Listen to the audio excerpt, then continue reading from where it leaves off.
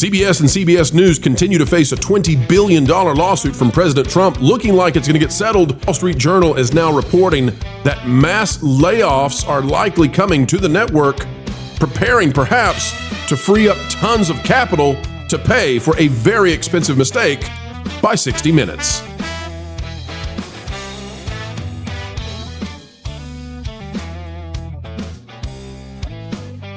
Hello, ladies and gentlemen. Welcome back to the Pro Channel, where we continue to bring you the news you need, diving deep, delving into the catacombs of the cratering entertainment industry and even their news divisions.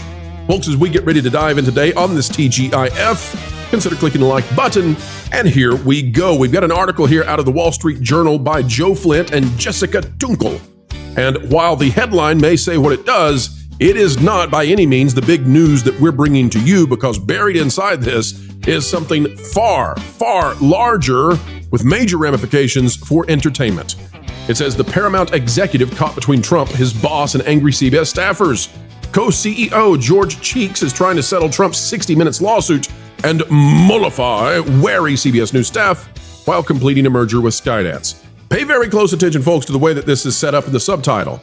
They want you to believe that there are three things happening here in this article, and they want you to believe the order in which they are stated is the order of importance. They are not. 1, settle the lawsuit. Yeah, that's a big deal. 2, make the CBS News staff happy. Who cares? 3, complete a merger with Skydance. That's the big one. They've got the order so askewed. They need to get the Skydance merger done to survive. In order to do that, they have to settle with Trump, likely. And then who cares whether or not the CBS News staff are happy, placated, mad, or anything in between. All right, let's get into this. Paramount Global Executive George Cheeks is a name you need to know. Has spent more than 3 decades dealing with some of the entertainment industry's most challenging personalities and trying tasks. Now he faces his stiffest test. Now, if you came to this channel and thought, oh, here we go again, Pro, we're back into the news stuff, we're back into politics, why can't you cover entertainment? Folks, George Cheeks is an entertainment executive. This is an entertainment company that has been sabotaged by a rogue CBS News and 60 Minutes. Now, I'm allowed to say that because I have my opinion on this, and I believe they've gone completely rogue and sabotaged Paramount, which owns CBS, being able to get a merger with Skydance, which they need for their survival. CBS News and 60 Minutes, they are not beholden to their corporation. They are not beholden to their shareholders. They are beholden to ideology, and they have proved that time and time again. It says Cheeks is helping to negotiate a settlement of President Trump's $20 billion lawsuit against Paramount's CBS News. Paramount's controlling shareholder, Sherry Redstone, sees a resolution as necessary to cementing her merger deal with Skydance Media, but it is strongly opposed by CBS News staffers and executives. Hanging in the balance are the $8 billion merger of Paramount and Skydance, which needs the approval of the Federal Communications Commission and the reputation of CBS News. But again, folks, the reputation of CBS News is already shot. Nobody cares outside of the left. They've already lost the right. They've already lost the middle. Nobody believes these people. And it's not just CBS News. It's CNN. It's MSNBC, which, by the way, as we've covered over and over, the ratings for MSNBC, the ratings for CNN are so low that mid-sized YouTube channels beat them regularly. This channel beats MSNBC and CNN regularly, hour to hour. That's the power of the new media. And by the way, we're not here to toot our own horns. We're here to say there are tons of channels out there that you frequent so often, which outperform us. And that means they must outperform CNN and MSNBC tremendously. All right, so CBS, though. CBS is not any different. Their news divisions have sacrificed their credibility at the altar of politics. They did so knowingly. They did so on purpose because they wanted to make an impact, I believe, on the election and on the world politico. And as a result, they got away from telling you what you should know, which is the truth with a capital T. All right, CBS, same boat as ABC, same boat as NBC. Nobody trusts their news divisions. It says for Cheeks, it is a high wire act. In addition to the lawsuit, Cheeks, who runs CBS while helming Paramount with 2 other executives, has been dealing with Sherry Redstone, who again is basically the controlling force of all this. Her complaints about CBS News' coverage of the Middle Eastern conflict with Israel. Okay, well, darn. She's just so pro-democracy. He is now trying to calm nerves at CBS News after a longtime 60 Minutes executive producer resigned over corporate oversight. I don't believe that he's trying to calm nerves whatsoever. We're going to get into this in just a minute. I'll show you the layoffs that are coming. But here's what you need to know. The reason that their nerves are shot over at CBS News is because they have sabotaged the effort for Skydance to buy Paramount and CBS to such a degree that when this merger happens, like fleas leaping off a passing dog, or fleas jumping from a carcass, if you will, they have to jump ship because Skydance doesn't want them. Skydance has to be looking at what CBS News has done and saying to themselves, we don't need parasites, and these are parasitical people. It says adding to the challenges, and this is the big one, folks. This is the paragraph we're trying to get to. I can't wait. Here we go. Adding to the challenges. Paramount's business is under pressure. Under pressure. Advertisers are reducing spending. Now, pay attention to the way this is framed from the Wall Street Journal, okay? Why are advertisers reducing spending? Due to concerns about the economy.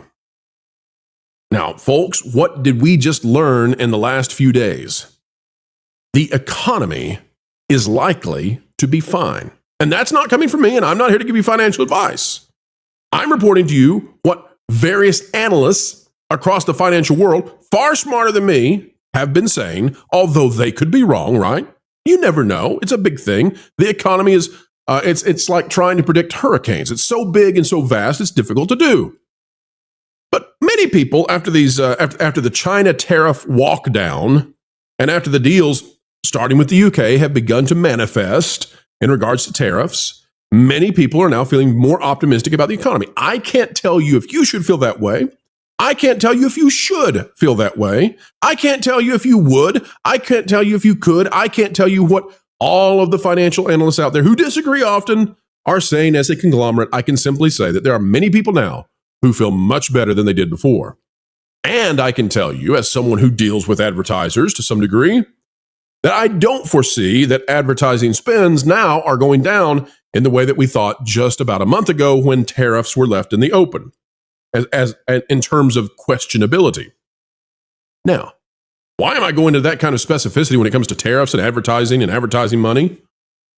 Because this is the premise of what we're about to talk about. This is what the Wall Street Journal puts forth as the reason. This is the predominating force that is creating the problem we're about to deal with. It's not the Trump settlement. It's not the decline in credibility for the news division. It's not the fact that Paramount may be looking at CBS and saying, enough is enough of this. We're sick of this part of our company. None of that is the reason. The reason for what we're about to discuss, the reason for what they must do now, is simply because advertisers are pulling back. And why? Because the economy. That darn economy that the stock market just recovered all of its losses for the year.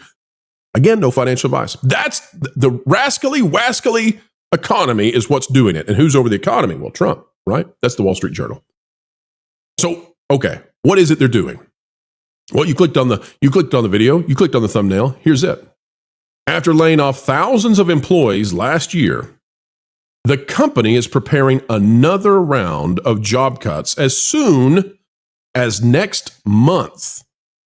That would save hundreds of millions of dollars in costs, according to people familiar with the situation. Now, let me walk you through the semantical games being played here.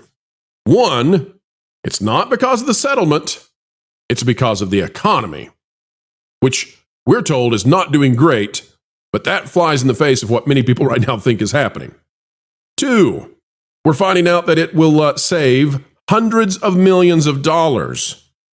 Now, I don't know about you all out there, but I'm doing the math in my head, and I'm thinking that that hundreds of millions of dollars, that's an important number for two reasons. First, that's a lot of jobs. That's a lot of jobs to get to hundreds of millions of dollars. That's not Bernie in the back cubicle is gone. That's not, hey, we let go of 3 or 4 of the interns because they smell of BO and a mixture of illicit substances. No. No, that's a lot of people. Maybe even some big people being let go. And the question is, are some of those big people coming from CBS News? Don't know. But hundreds of millions of dollars, that's a lot of positions. And then two, folks, just think about this for a minute. If you're letting go of enough people to reach hundreds of millions of dollars and you're doing it by next month out of the clear blue, and the reason makes no sense. Really, it makes no sense. Exactly why would you need to reduce by hundreds of millions of dollars immediately for a reason that makes no sense? Oh, wait a minute. If you have a $20 billion lawsuit and you're in mediation to try to get that lawsuit away from you, and you're trying to find the money to pay that, folks, do you see what's happening here? They're cutting hundreds of millions of dollars, at least in layoffs, and those hundreds of millions of dollars may be the settlement amount going to President Trump to pay off this lawsuit over election interference. Do you see how they maneuvered the truth here? Do you see how and we're in some speculation, I'll admit it, but it just makes too much sense. Out of the clear blue sky, suddenly we've got to do these mass layoffs, totaling hundreds of millions of dollars, and we got to blame it on a reason that doesn't exist. Advertisers, I don't see that they're pulling back right now on costs. And then it goes on to brag about Mr. Cheeks. It says, yet if anyone can keep his footing in such precarious circumstances, Cheeks' supporters say it is the former entertainment lawyer who has steered television networks through a rapidly changing media landscape while overcoming thorny issues and pleasing big egos. We got a quote here from CBS Entertainment President Amy Reisenbach, who says, I do not know how he manages all he oversees and always has a smile on his face despite whatever noise is going on. All right. What's really going on here? They don't like Sherry Redstone because Sherry Redstone holds views about the Middle East that they don't appreciate because she is Jewish. Get my drift there? They don't like her. They don't like her. They know basically now that a settlement's going to happen, I believe. That's not going to make anybody happy over there in terms of the left and journalism and the people at Wall Street Journal who used to be more centrist but now are no longer. So they've got to craft the narrative. And the Wall Street Journal is they are the place where they're going to precipitate, right? This information out into the world. They're going to rain it down upon us. We're going to soak up this narrative, everybody, and then all the access media and legacy media articles are going to come out commentating on it. The narrative that they're trying to put out is that Sherry Redstone, she's just bad. She's just stinky. She's just stinky, smelly, no good.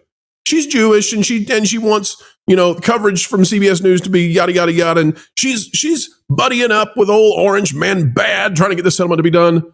But Cheeks, who's going to run the place when this is all said and done and goes over to Skydance, Cheeks is there to save the day. He's going to make the best of a really bad situation. And he's really concerned, folks, with how the smelly, stinky, acne-ridden CBS News staffers and interns, he cares about what they say on their stodgy little typewriters back there. He really cares about them.